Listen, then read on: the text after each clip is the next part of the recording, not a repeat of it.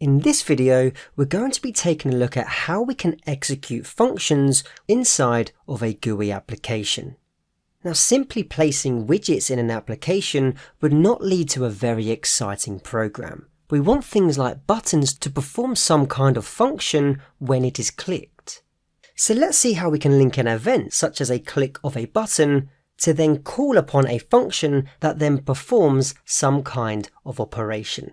So first of all, we'll create an application so that when you click on a button, a message box appears congratulating you for clicking the button.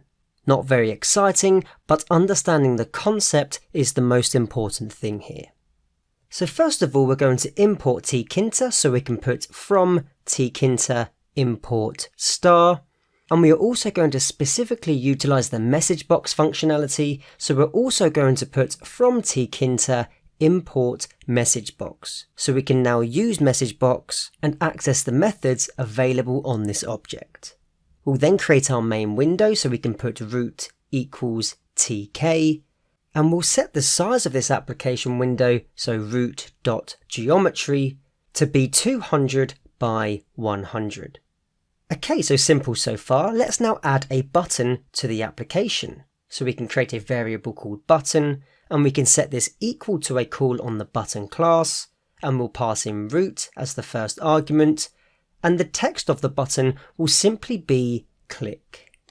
For simplicity, we'll then just pack the button into the application, so we can put button.pack with parentheses, and then we can put root.mainLoop with parentheses at the end. When we run this simple application, you can see that we get a button in the application window with the text click, but when I click on this button, nothing happens. So how do we call a function or some form of action once the button is clicked?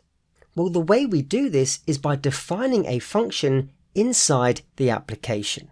And one of the most important things to remember here is that we need to define the function before the button definition. So let me say that again, we need to place our function before the button definition. So let's go and create this function. So above this instance of the button, we are going to create a function that brings back a message box. So we'll call this function show message. So we'll put def show message with parentheses and then a colon. Exactly the same way how we would define a normal function.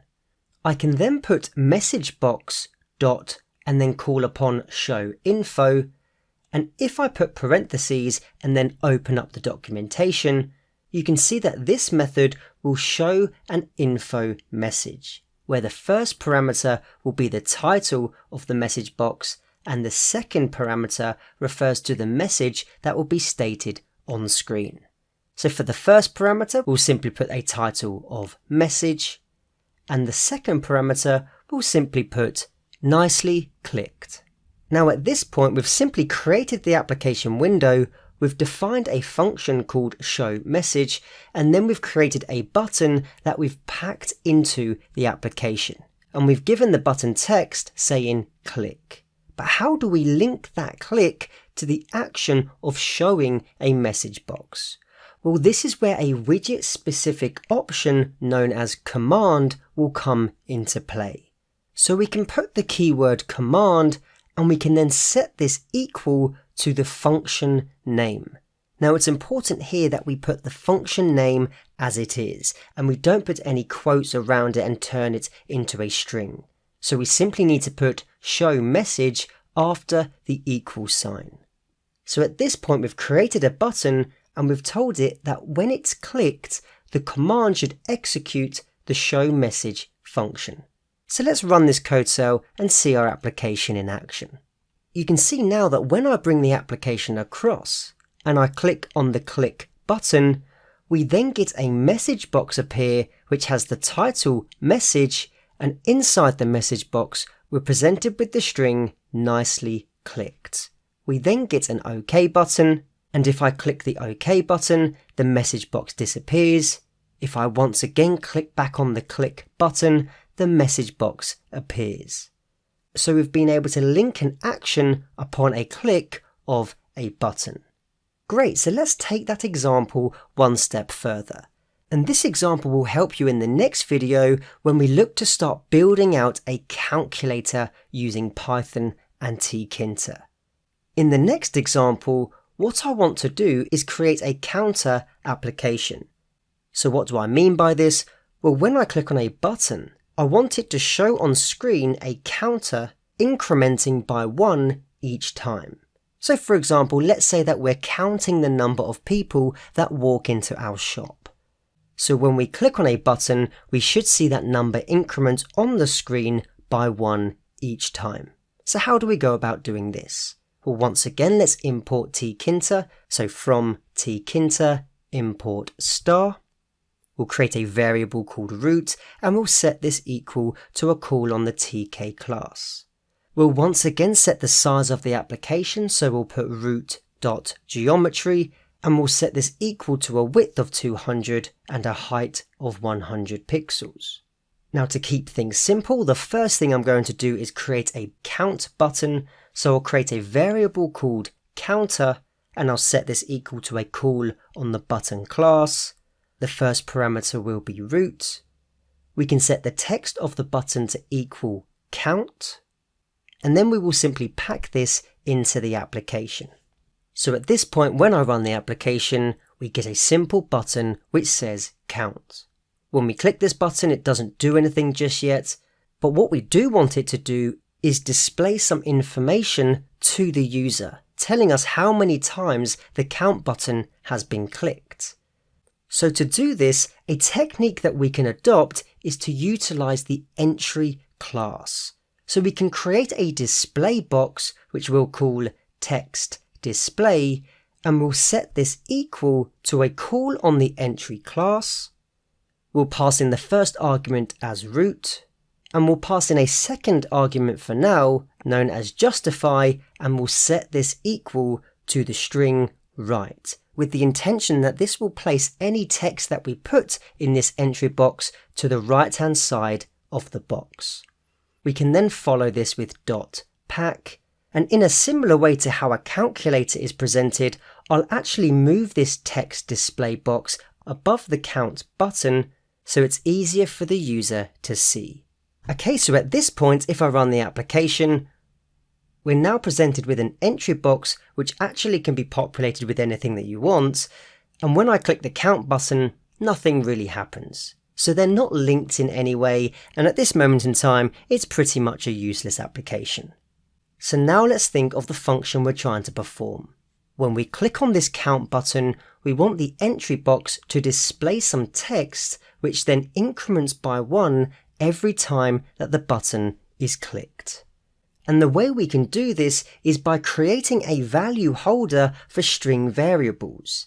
So let me show you what I mean. If I create a variable called text_input and set this equal to a call on the string var class and then place parentheses, you can see that when I look into the documentation, we're told that this class will allow us to create a value holder for string variables.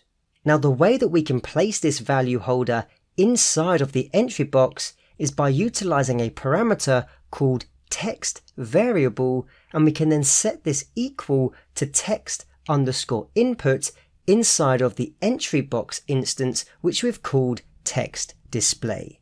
So we'll put text variable equals and then text input.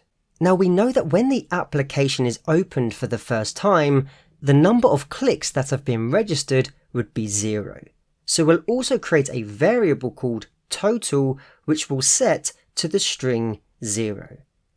And the reason I'm putting the string 0 is because the text_input variable is a placeholder for strings. So we'll need to deal with type conversion later on in our function, but we're going to set it to a string 0 initially. We can now move on to defining our function. And where do we need to define the function? Well, we need to define the function above the button which will contain the command calling upon this function. So we'll put it underneath our variable definitions for the time being. So we'll call the function button click, and then we'll put parentheses and a colon. We will then access the total variable by utilizing the global keyword and then putting total, which means that this function specifically will change the value stored in the total variable in the global scope. So it will change everywhere where total is referenced. So when the button is clicked, we then want to set the total to equal total, which we know is a string, so we'll need to put this in the inbuilt int function, and then we want to plus 1. We then want to display this total inside the entry box, so we can then put text underscore input, and we can call upon a useful method known as set. So we can put dot set, and inside parentheses we can pass in total, which we'll need to convert back to a string, so we'll need to pass it into the built-in str function, because text underscore input is a value holder for string objects. Okay, great, so our function looks complete, but there's one thing that's missing. We haven't linked the click of a button to this function. So how do we go about doing this? Well, we can pass in the command keyword, and we can set this equal to our function name, which we've called button click.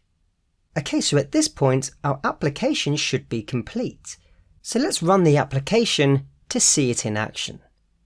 The first thing you'll notice is that we're presented with an entry box and a count button, and when I click on the count button once, a 1 appears in the entry box. If I click it again, 1 turns to 2. If I click it a few more times, you can see that we're incrementing 1 each time, and it's being presented in the entry box. So hopefully you're now starting to see how we can link an event such as a click of a button to a function call, and then display things on screen.